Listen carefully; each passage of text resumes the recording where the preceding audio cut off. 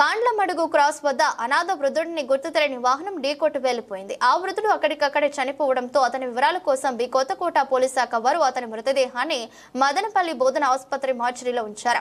అతని కుటుంబ సంబంధికులు ఎవరూ ముందుకు రాకపోవడంతో హెల్పింగ్ మైండ్స్ బృందానికి సమాచారం అందించగా అతని దహన సంస్కారాలు హిందూ సంప్రదాయబద్ధంగా హిందూ శ్మశాన వాటికలో నిర్వహించి మానవత్వాన్ని చాటుకున్నారు. ఈ సందర్భంగా హెల్పింగ్ మైండ్స్ వ్యవస్థాపకుడు అబూబకర్ సిద్దిక్ మాట్లాడుతూ ఎవరు లేని వారికి తమ సంస్థ ముందుకు వచ్చి అనాథ మృతదేహాలను వారి వారి మత సంప్రదాయబద్ధంగా తమ సంస్థ సభ్యుల సహకారంతో నిర్వహిస్తున్నట్లు పేర్కొన్నారు.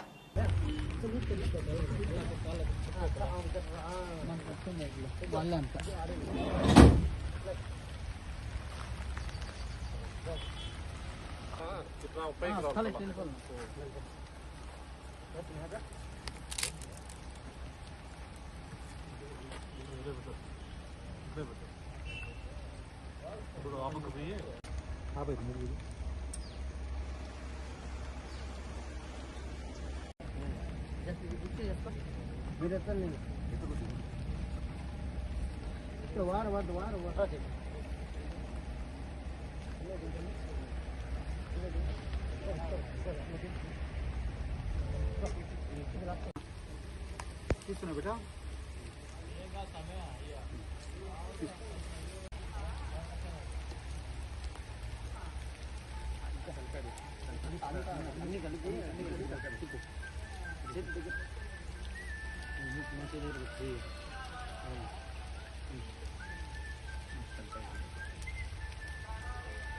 రోడ్డు ప్రమాదంలో భిక్షాటన చేసుకున్నటువంటి దాదాపు 60 ఏళ్ళు ఉన్నటువంటి వృద్ధుడు గుర్తు తెలియని వాహనం ఢీకొని చనిపోవడంతో కొత్తకోట పోలీస్ శాఖ వారు మదనపల్లి జిల్లా ఆసుపత్రి మార్చురీలో ఉంచడం జరిగింది.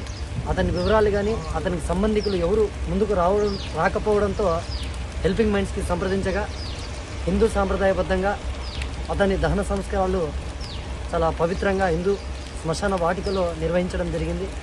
ఇందులో హెల్పింగ్ మైండ్స్ వారు పోలీస్ శాఖ వారు సంయుక్తంగా ఎవరు లేని వారికి మేమున్నామంటూ ముందుకు వచ్చి అనాథగా ఉన్నటువంటి ఒక వృద్ధుడికి మేమున్నామంటూ అంత్యక్రియలు నిర్వహించడం నిజంగా ఒక ఆనందదాయక విషయం. గతంలో నేడు మనం చూసుకుంటే కనుక ఎవరు లేని వారికి మేమున్నామంటూ హెల్పింగ్ మైండ్స్ వారు భరోసా అందిస్తున్నాం. సో ఇదే విధంగా హెల్పింగ్ మైండ్స్ సేవలు ముందుకు వెళ్తాయని ఇందులో భాగస్వామ్యమైనటువంటి కొత్తకోట పోలీస్ శాఖ వారికి కూడా ప్రత్యేక ధన్యవాదాలు తెలుపుతున్నాం.